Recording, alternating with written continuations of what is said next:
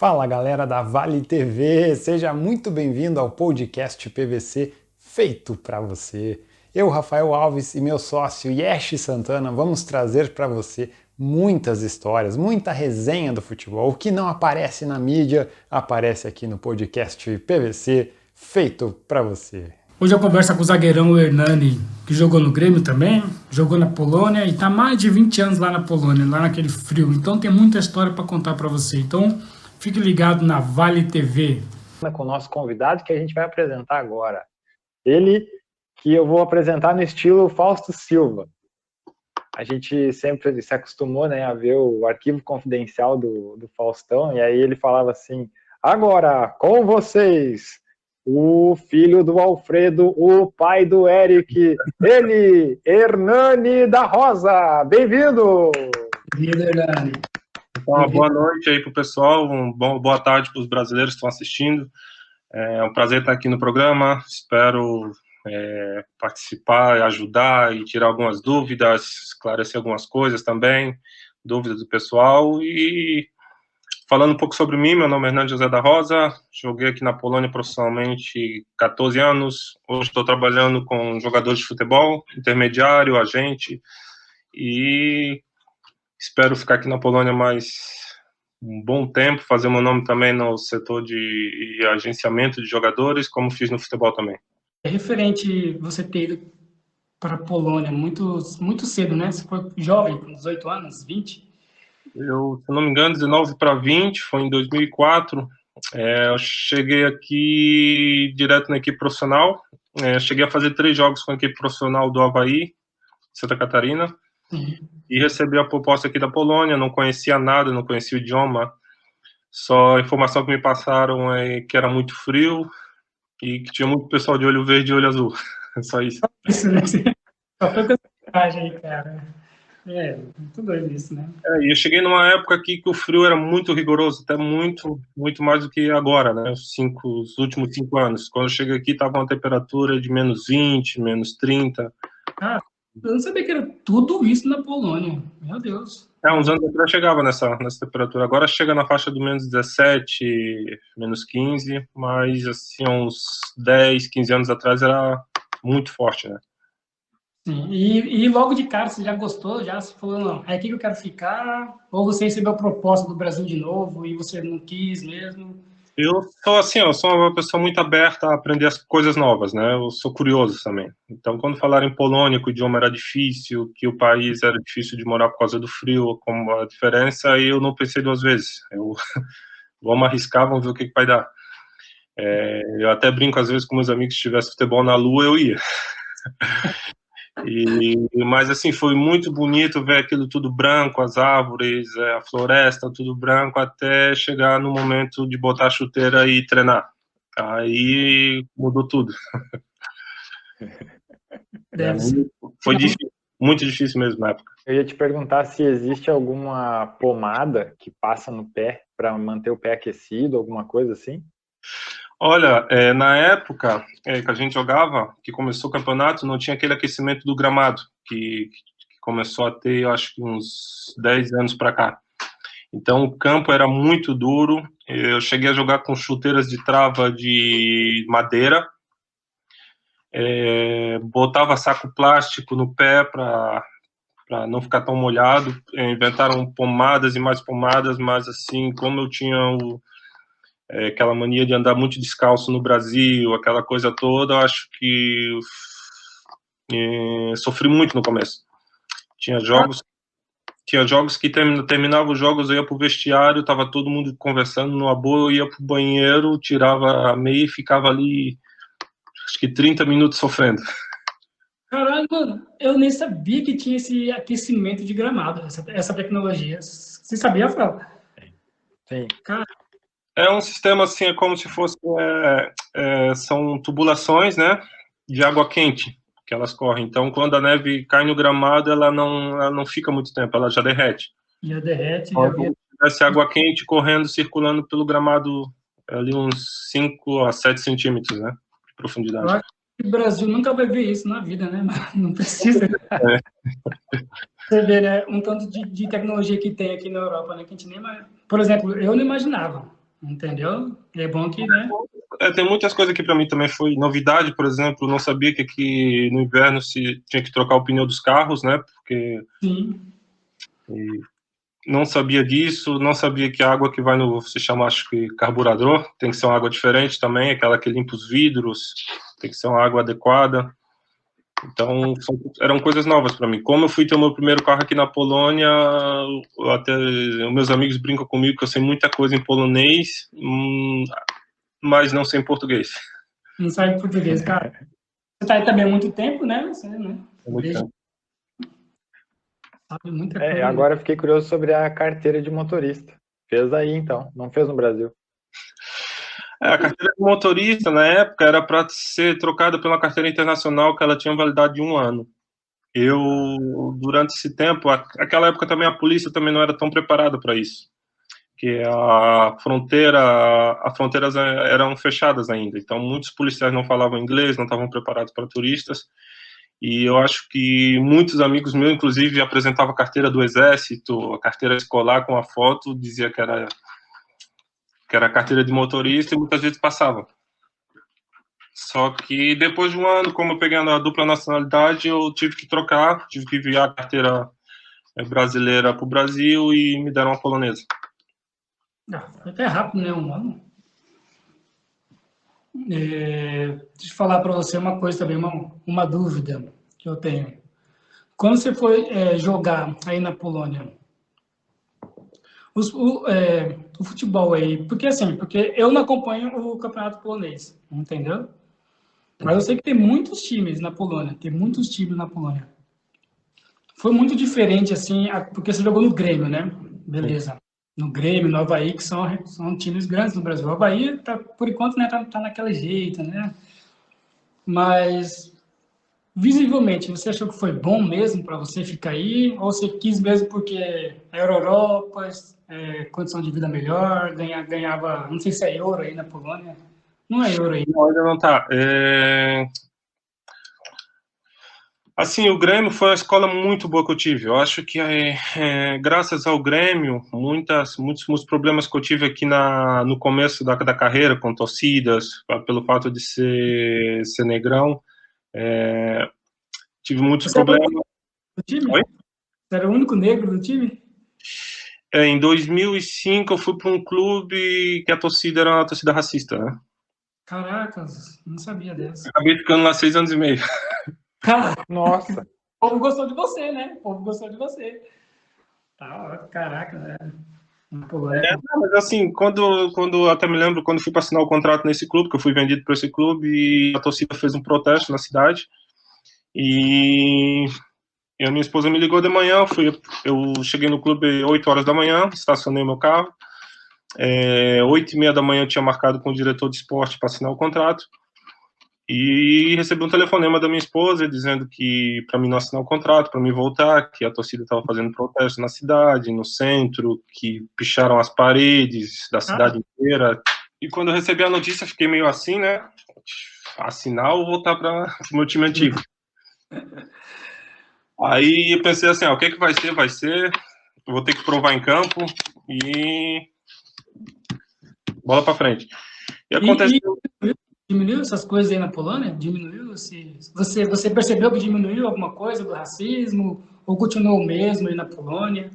Assim, na época que eu assinei o contrato, teve um protesto muito grande, a televisão caiu em cima também, fizeram um programa que apareceu em 18 países da Europa, fizeram um programa comigo de 30 minutos, e o dono do time, que é um milionário aqui na Polônia, ele, na época, falou que não vai aceitar esse tipo de coisa no clube dele, que os torcedores que xingarem vão ser tirados do estádio. E foi muito forte mesmo na Polônia inteira, né? Teve muito protesto tal, e dos poloneses, e o restante dos torcedores também apoiaram muito. E através disso, meu nome ficou muito famoso aqui na Polônia. Tava todo mundo na expectativa do primeiro jogo, como é que eu ia me comportar, tal, se a torcida ia vaiar ou não, se ia imitar o macaco tal, e inclusive o primeiro jogo do campeonato foi com um time que as torcidas se dão muito bem, então as torcidas ficavam juntas. Era misto, assim. Isso. Aí o que aconteceu? Nesse jogo eu fui eleito, esse sempre elegem no final de semana os 11 melhores da rodada. Sim. E como esse time que eu fui, ele era o estreante, primeira vez na história que subiu para Ekstraklasa, que é a liga principal aqui da Polônia, eu estava representando o time. Então, eu entrei na seleção da rodada, final de semana, a torcida deu uma acalmada. No próximo final de semana também entrei novamente para a seleção da rodada, e foi assim durante 4 ou 5 jogos, até fizeram a seleção do mês do campeonato, né? E eu estava representando o time, então a torcida meio que deu uma segurada. Uhum. Inclusive, depois fui candidato à revelação do campeonato, né? Aqui na Polônia, dos 5 melhores, entrei para a seleção do campeonato também, várias vezes. Então a torcida meio que aceitou. A rixa deles eu acho que a rixa deles maior com os africanos, né? Que são mais assim, são mais negros, assim, mais fortes, né? Mais escuro, forte. Isso. E aí acabaram aceitando. Porque eu não sei se você viu, aqui em Portugal teve umas pichações no começo, no final do ano passado, contra os africanos, contra os Ucas e contra os ciganos, entendeu? Tipo assim, o que eu achei diferente foi que eles especificaram o brasileiro de favela e os africanos de preto, entendeu? Ou seja, o racismo mesmo é muito com os africanos, tá ligado? E eu acho que é em toda a Europa. Assim, o que eu reparei aqui, assim, a rixa deles é porque, assim, o povo africano, o povo latino, os brasileiros são um povo, assim, mais extrovertido. Falam alto, brincam muito, dão muita risada, onde chegam todo mundo repara, e o povo aqui europeu é mais quieto, né? Então, daqui a pouco você olha um africano ali no bar, tá dando risada, tá assim, falando alto, às vezes o povo fica meio incomodado, né? E até me lembro no vestiário, tinha alguns africanos chegavam cantando, fazendo barulho, aquelas roupas tudo coloridas, e às vezes os jogadores ficavam assim, olhando de lado. E eu acho que muitos da rixa deles com os africanos é por causa disso. Caracas. Eu acho que eles, sei lá, se um dia vai acabar, muito complicado esse negócio. Tá inclusive aqui no jogo, assim, o pessoal no vestiário, antigamente ficava muito quieto no vestiário, não botava música, ficava concentrado e tal. Aí chegava a gente, botava o som alto no fone de ouvido, o pessoal já ficava assim, não sei o que, a gente chegava cantando, falava que tinha que se concentrar, tinha que ficar quieto, então foi muito difícil no começo também, né? Nesse aspecto. É difícil mesmo. Teve que ir se adequando, né? Tem que saber quando, né? E curioso é o nome do time, eu tava pesquisando aqui, é o tal do Corona. Pois é. O Corona Kielce. Eu joguei antes, no primeiro time foi chamado Górnik Zabrze, que é um time, se fosse traduzido, seria Mineiros de Zabrze. Depois joguei no Corona Kielce, que seria Corona de Kielce, né? E o último clube, assim, profissional foi Pogoń Szczecin. Que é um time marítimo, né? É time marítimo? É como se fosse Porto, assim, no caso, né? Sim. Time de Porto. Entendi. E você é gremista? Eu comecei torcendo pro Figueirense por causa do meu pai, minha família toda era figueirense. Aí fui pro Sul, comecei a torcer pelo Grêmio, porque joguei lá. Fui para Santa Catarina, infelizmente fui pro rival. Meu pai ficou louco. Cada camisa que eu ganhava para ele dava pros amigos. Fazer o quê, né? Aí comecei a torcer pelo Avaí também, mas assim, Brasil hoje eu gosto muito de assistir os jogos do Flamengo, né? Do Flamengo? Do Flamengo. Ele que é um time a ser batido, né? Foi agora, o Palmeiras ganhou, né? Então... É porque assim, quando você fica muito tempo aqui fora, que vem para cá cedo, você começa a ficar muito patriota. Começa a querer usar a camisa do Brasil. Eu no Brasil nunca usaria uma camisa do Brasil naquela época. Camisa verde e amarela. Era difícil usar. Aí cheguei aqui fora e começava a assistir os jogos da seleção. Os meus amigos eram tudo contra para o Brasil perder. E comprei a camisa do Brasil e assim aqui fora via muita camisa do Flamengo, né? Que é um time assim muito popular aqui fora. É um popular mundialmente. Então assim, comecei a puxar pelo Flamengo, mas assim querendo representar um clube brasileiro aqui fora, né? Sim. Então foi por causa disso que hoje eu tenho uma queda um pouco pelo Flamengo também. Porque assim, né? Chega um brasileiro no time, zagueirão, xerife. O cara quer saber, né? Do time, essas coisas, né? Que o Brasil é mundialmente conhecido, né? Então. Mas assim, dentro do vestiário eu nunca tive problema assim com o polonês, porque eu sempre quis aprender. Eu vivia com o dicionário debaixo dos braços, naquela época não existia a internet no celular, que usava o Google Translate, então era muito difícil. Então, o dicionário era para cima e para baixo. Aqui na Polônia não falavam muito inglês, porque não havia necessidade. E fui obrigado a aprender o polonês, de qualquer jeito. Então, fui na marra. É que você foi também, você chegou na humildade, né? Querendo aprender, então eles já foram, né, percebendo isso, né? Assim, eu sempre fui um zagueiro muito técnico, né? Sempre gostei de, em vez de dar uma chegada, tentar roubar a bola. Aqui na Polônia já é o contrário, os zagueiros gostam de chegar para chegando. Você falou, eu lembrei do Puyol, cara, que era bem técnico, que não gostava de agressivo, de arrebentar igual o Pepe, né? Mas é muito mais técnico, né? Inclusive, assim, por causa do meu tamanho, da minha estatura, tudo, meu porte físico, eu tinha muita velocidade. Então, era aquele zagueiro que não precisava bater porque eu sempre chegava antes. A questão de agressividade eu supria com a velocidade. Eu chegava antes, eu tirava o pé. A sua referência de zagueiro, qual é que é? Olha, na época que eu estava no Brasil, eu gostava muito do Júnior Baiano. Caraca! Falamos nele esses dias, né?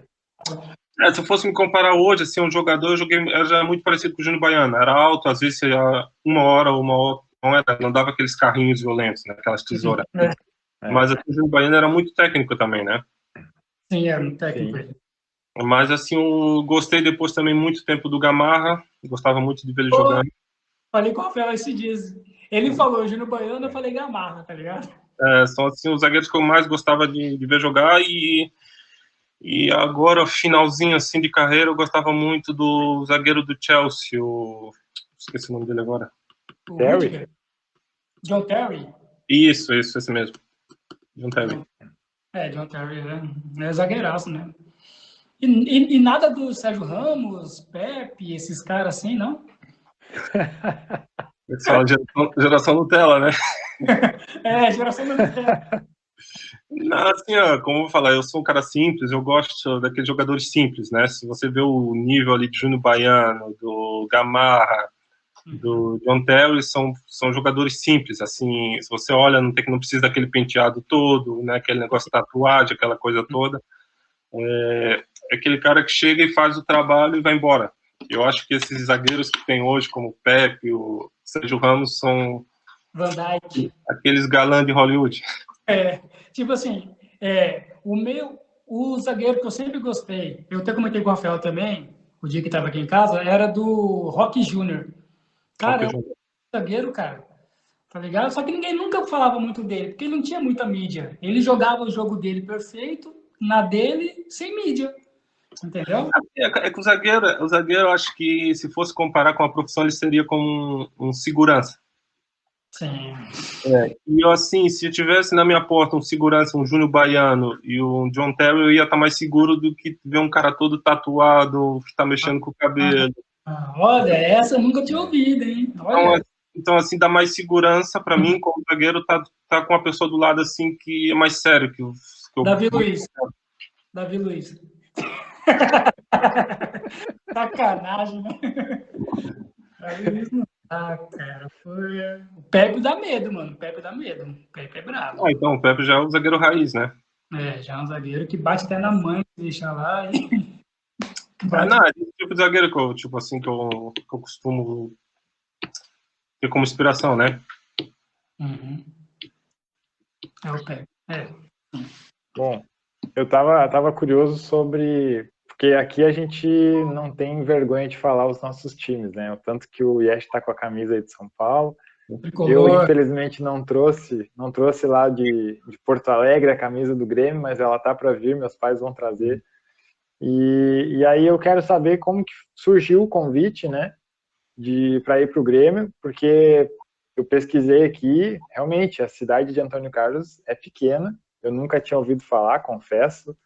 E aí eu queria saber como que o Hernani de Antônio Carlos foi parar em Porto Alegre no Grêmio. Assim, começando a carreira, na minha cidade eu participava muito de jogos escolares, torneios, e assim, a cidade vizinha Antônio Carlos é uma cidade chamada Biguaçu.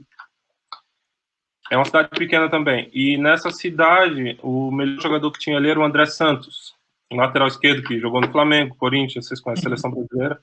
E assim, quando tinha um torneio, o clássico ali era Antônio Carlos contra Biguaçu. Então, no caso, seria eu contra o André Santos, sempre. Caracas. A gente, inclusive, é amigo, né? E assim, a gente sempre destacava nos torneios, um contra o outro. E tive o convite, na época, para ir fazer um teste no Avaí, no Figueirense. Meu pai não deixou porque era time pequeno, na época, né? Tive um convite para ir para o Vasco da Gama também, fazer um teste, mas meu pai também não deixou, porque o fato do meu pai ser policial, ele achava o Rio de Janeiro muito perigoso na época. Depois chegou na minha casa um olheiro querendo me levar para o Cruzeiro. Meu pai também não deixou, porque era muito longe, a distância era muito longe para, no caso, se acontecesse alguma coisa comigo, pegar o ônibus na época, o carro, e até sair de Florianópolis para Belo Horizonte, ia ser muito longe. Aí chegou no fim, recebeu a proposta do Grêmio. Inclusive, a gente participou do torneio muito conhecido, Santa Catarina, se chama Moleque Bom de Bola, que era patrocinado pela uma bolacha chamada Paraty, na época. O Yesh não faz ideia do que ele está falando, mas eu sei. E a gente foi campeão e recebeu um convite para fazer um amistoso no Sul, conhecer Porto Alegre e tal. Eu não me lembro na época quem era o time, se era São José, alguma coisa assim. E eu me lembro que nesse jogo a gente tomou 12, eu acho. Cara. 12-1. Meu Deus, E, inclusive, o gol que saiu fui eu que briguei pela bola e tal, e fiz uma jogada dentro da área, fizemos o gol. Só que, assim, a equipe do São José era uma equipe profissional, a nossa era tipo uma escolinha, né? Cidade pequena. E depois do jogo recebi um convite que tinha um olheiro do Grêmio nesse torneio. Aí você já entrou mais. E aí meu pai já pensou, Porto Alegre já é perto, tem muitos conhecidos lá, amigos, vou liberar. E na época a pessoa que tinha lá, que era próxima da nossa família, era um dos conselheiros do Inter. E ele que me ajudou muito lá no Grêmio, né? Aí na época do Grêmio eu fiquei lá 3 anos, acho que foi um período muito bom, ganhei acho que 5 títulos na época, participei de jogos do profissional com 16 anos, né? O Grêmio tinha um time 2. E dali eu comecei o meu primeiro ano de júnior, porque o júnior lá na época eram 3 anos, e geralmente eles aproveitavam o último ano, se ia profissional ou não, e na época me falaram que iam aproveitar os jogadores mais velhos. E eu, como era capitão da equipe juvenil, estava com uma moral muito grande, eu não queria ser emprestado. Queriam me emprestar para o time, na época era a RS, o time do Carpegiani, que ele tinha no Sul. E eu não aceitei, meu contrato tinha acabado, eu acabei, foi um pouco assim como eu falar, já estava naquele nível de capitão do Grêmio, sendo sondado para o time profissional, eu não queria ser emprestado, porque acharia que isso seria iam me colocar de lado. Aí fui para Floripa, recebi a proposta lá do Avaí. Na época estava o Marco Aurélio no Avaí, então ele conseguiu botar o Avaí na Taça São Paulo de Futebol Júnior. Foi a primeira vez que o Avaí estreou na Taça São Paulo de Júnior, a gente ficou entre os 8, de 60 times a gente ficou entre os 8. E nessa ocasião tinha os goleiros poloneses. Foi daí que voltei para Floripa, depois da Taça São Paulo, joguei 3 jogos do Campeonato Catarinense profissional e fui vendido para a Polônia. Uma coisa boa que o Grêmio faz, as categorias de base no Brasil, eles fazem muito aquela integração do atleta juvenil com o profissional, que sempre os jogos profissionais eram no sábado, no domingo, e segunda-feira tinha aquele coletivo. E nesses coletivos, a equipe profissional, os treinadores da equipe profissional gostavam muito de jogar com o juvenil, porque o juvenil era muita correria. O júnior já era um jogo assim mais tático, né? Assim, já era mais próximo do profissional, só que o juvenil a gente gostava de correr. É pegado mesmo. Então, assim, já joguei contra o Rogers, que é o lateral esquerdo do Grêmio, que virou treinador depois. Joguei contra o Mauro Galvão, que era do Vasco, conhecido zagueiro. Contra o Ronaldinho Gaúcho, contra o Luiz Carlos Goiano, contra quem mais que eu peguei? Teve muito. Sempre foi zagueirão, sempre, desde a categoria de base, sempre foi zagueiro. Sempre. E no Grêmio eu gostava daquele, tinha um zagueiro negão assim, alto, forte, Marinho, não sei se vocês se lembram. Sim. Fez o gol na final da Copa do Brasil, no Morumbi. Eu gostava muito dele também. Uma vez ganhei uma chuteira dele até no treinamento. Olha aí, que legal. Que bom que teve esse contato, né, com os profissionais. Isso ajuda muito e otimiza o tempo, né, porque tu tem aquele tempo ali de base e tal, mas aí, imagina, em 1 hora de jogo com esses caras, o quanto dá para evoluir, né? Então, assim, o bom também é que antes de começar o coletivo, o treinador do primeiro time vinha até nós e dava as instruções para nós de como que ele queria que jogasse. Então, o nosso treinador ficava de lado um pouco. E a gente, tipo, recebia instrução do Antônio Lopes na época, do Celso Rotti, e eles ficavam muito com a gente ali. Falavam assim, que a gente quer que vocês façam correria, que vocês vão para cima, não fiquem com vergonha, bota esse pessoal para correr, só que eu não quero nenhum carrinho por trás para machucar aquela coisa toda, né? Foi um prazer conversar com você, cara. O prazer é todo meu, agradeço aí, que foi muito sábio mesmo, aprendemos muito, as pessoas vão aprender muito ouvindo você, pode ter certeza que nós vamos fazer uma segunda parte daqui a um tempo. Tranquilo, estou à disposição. Tá bem, pra gente conversar mais coisas sobre a Polônia, que foi muito bom mesmo, sabe? Muito legal. Você é uma gente boa, foi do caralho mesmo o bagulho. Então. O dia que estiver na Polônia aí é só... Vou passar um dia aí. Tá bom, então. Abraço, obrigado. Muito obrigado, então. Valeu. Boa noite a todos. Tchau, tchau.